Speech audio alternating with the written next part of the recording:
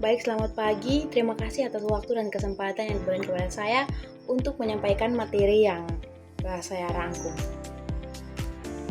Tapi sebelum saya menyampaikan materi yang telah saya rangkum, di sini saya akan memperkenalkan diri. Perkenalkan, nama saya Melisa Kamengmau. Saya dari Prodi PGSD kelas F semester 1.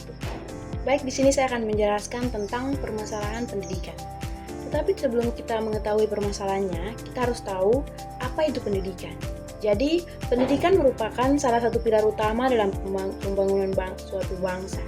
Namun, berbagai permasalahan dalam sistem pendidikan seringkali menghambat tercapainya tujuan tersebut. Berikut adalah beberapa permasalahan utama dalam pendidikan. Permasalahan yang pertama yaitu permasalahan infrastruktur. Itu disebabkan oleh kurangnya anggaran untuk membangun fasilitas pendidikan. Penyebab yang kedua, letak geografis yang sulit dijangkau. Dan penyebab yang ketiga, ketidakseimbangan pembangunan antar daerah, perkotaan, dan pedesaan. Dampaknya adalah, yang pertama, banyak sekolah yang rusak atau tidak layak pakai. Yang kedua, akses pendidikan terbatas, terutama di daerah terpencil. Solusinya, pemerintah harus meningkatkan alokasi anggaran pendidikan sesuai amanat Undang-Undang Dasar 1945, yaitu 20% dari APBN. Terus yang kedua yaitu kita harus melibatkan sektor swasta dan masyarakat dalam pembangunan infrastruktur.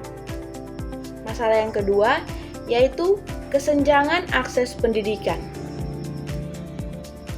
Penyebabnya yang pertama, kemiskinan dan biaya pendidikan yang tinggi. Yang kedua, ketidakmerataan distribusi tenaga, pengajar, dan fasilitas. Dampaknya yang pertama, banyak anak putus sekolah, terutama di keluarga miskin. Dampak yang kedua, meningkatnya buta huruf di daerah tertentu. Solusinya, kita harus memberikan beasiswa atau program bantuan pendidikan bagi siswa kurang mampu. Solusi yang kedua yaitu mendorong kebijakan pendidikan gratis hingga tingkat tertentu. Masalah yang ketiga, kualitas tenaga pengajar.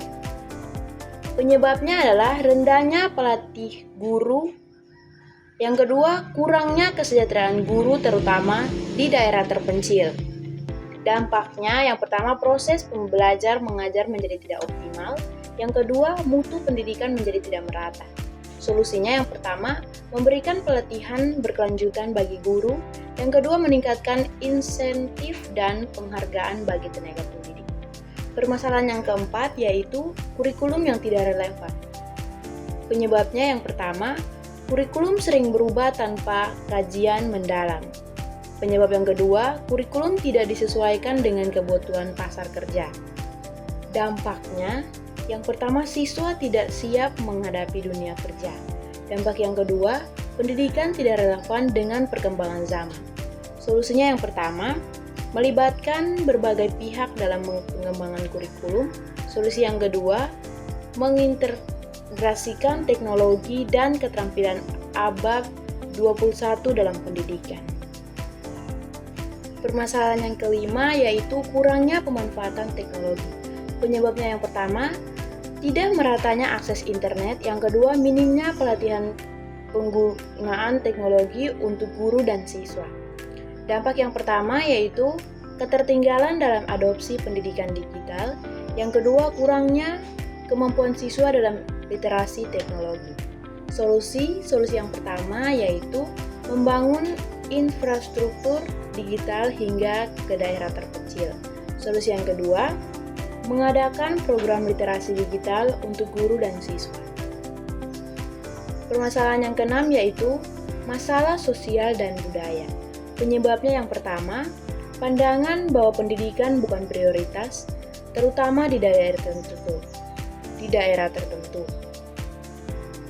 Penyebabnya yang kedua yaitu praktik pernikahan dini atau budaya praktik yang membatasi akses pendidikan anak perempuan. Dampaknya yang pertama yaitu rendahnya angka partisipasi pendidikan di kelompok tertentu. Yang kedua, tingginya angka anak putus sekolah. Solusinya yang pertama yaitu melakukan kampanye pendidikan inklusif. Yang kedua, menanamkan pentingnya pendidikan melalui pendekatan budaya. Baik, dari permasalahan tersebut, di sini saya mengambil kesimpulan bahwa permasalahan pendidikan membutuhkan perhatian serius dari semua pihak, baik pihak pemerintah, masyarakat, maupun sektor swasta. Melalui kerjasama yang sinergis dan kebijakan yang hebat, berbagai tantangan ini dapat diatasi, sehingga pendidikan dapat menjadi instrumen utama untuk meningkatkan kualitas sumber daya manusia. Baik, sekian dari saya pamit undur diri, terima kasih.